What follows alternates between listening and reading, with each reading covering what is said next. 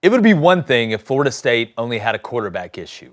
And if you watch our show, we've always thought that DJU would still be DJU. But for FSU, not only do they have more problems than that, but the problems look to be terminal.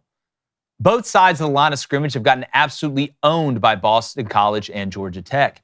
The eye discipline of the linebackers and secondary could actually pass an application for legal blindness. And for some reason, when DJU does deliver a good ball, the skill players can't haul it in, and last night on some crucial downs. But the biggest problem for Florida State may have not even shown itself yet.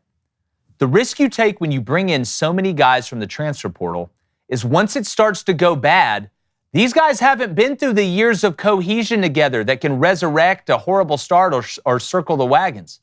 Mercenaries don't react well when it doesn't go good. And it's a team illness that I'm going to start calling the reverse Dabo. Now, Norvell's hardest days are in front of them. It's more than just an X's and O's or a quarterback controversy. It's going to be trying to keep this team together for the rest of the season, which at this point seems pretty daunting. Bring in my co-host, former Michigan quarterback David Cohn, my brother, former Western State Colorado wide receiver Crain. And David, you know, the quarterback always gets too much blame. He always gets too much credit. You've lived that life. DJU has not been great. He made some decent throws last night, just like he did against Georgia Tech, and made some bad ones. But for this Florida State team, the problems are everywhere. 263 yards of rushing that Florida State team is giving up. That's back-to-back games now they've given up over 200 yards of rushing. But on the DJ Uiagalelei point quickly, what I've been saying for 8 months is, since he transferred in, is like, hey, you're not going to have a ceiling to be able to beat the best teams in the country with him at quarterback replacing Jordan Travis, and that's made a lot of Florida State fans angry. You guys have been saying something similar. But I've said at least the floor will be higher because you know what sort of consistency you're getting. That's the premise that I've been putting forward. That was bad. That was bad. That wasn't mediocre play. That wasn't average quarterback play. That was really bad and put his team in positions to lose consistently. I agree with you. Like there are problems everywhere for Florida State right now. But I just want to end this by saying all credit to Bill O'Brien. Oh yeah, without a doubt. Man. I mean, Thomas Castellanos. We talked about how dynamic he can be with his legs, you know, and can he limit turnovers? Can he play on time? Can he play in rhythm? Bill O'Brien's the perfect type of quarterback coach to have if you're trying to play like that. And so I don't know. The ceiling to me is high for Boston College. It is, and it's funny. You know, when Bill O'Brien took that job, remember, he was going to like Ohio State to be the OC, and then he took the Boston College job. You know how many guys transferred out of Boston College after he took it? 0. Good sign. Those guys have been there together. I think you saw that last night. And Blaine, one of the drives I think you saw that the most is when Florida State went down and scored that touchdown after Potier made that great catch. I mean, he was their best offensive weapon last night. Made that great catch and then scored the touchdown. Boston College not only answered with a touchdown drive, they just ran it. They tried to throw it once, maybe twice on that drive, but they lined up with Robichaux and Trayshawn Ward, who nobody probably had a better night than Trayshawn Ward, who transferred from Florida State to Boston College last night. Ran it right through them. Castellanos, the counter schemes, all the gap schemes, the zones, and Castellanos would keep it. But Blaine, we mentioned going into this game when we previewed it, don't be shocked to see some very similar formations, alignments and motions that we saw against Georgia Tech and have something built off of that. And we saw that with the quarterback run last night with Castellanos. They had a couple little tricks built off of it, but they didn't even really need it because, I mean, they were ripping off chunks like me with an Oreo cookie. I mean, let's be honest here. Boston College whipped your ass between the tackles. We saw that from the beginning. And look, the offense for Florida State didn't help. You can't go 3 for 16 on third down. Boston College had 20 more minutes of possession than Florida State. That's a Bill O'Brien game to a T. And we said this, we've been saying this, and I'll keep repeating it. DJU wasn't the guy at Clemson. He wasn't the guy at Oregon State. He's not going to magically show up at Florida State and be the guy.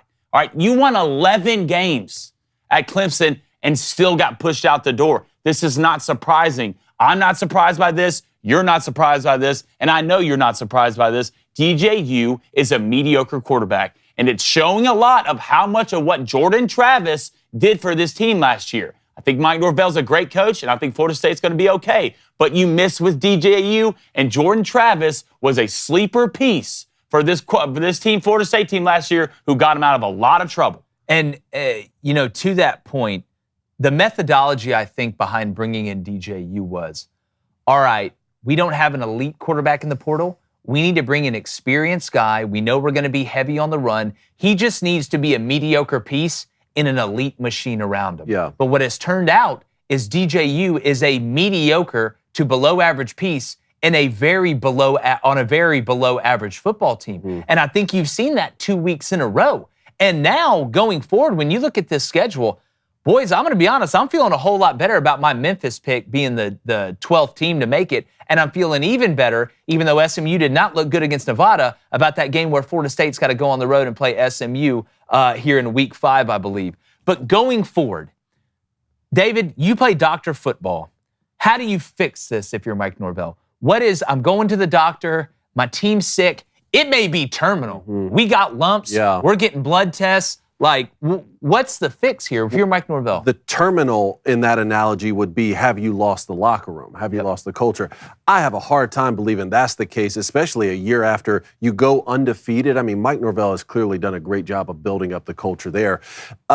You can't, like you say, you can't just completely blame the quarterback here. I don't understand. We asked in this offseason, you've lost multiple first rounders from the defensive line. How do you replace that? And the word out of Tallahassee was, well, we've done that. We just reloaded that position. Okay, I'll believe you, but I need to see it first. Now you've given up over 200 yards of rushing in each of those games.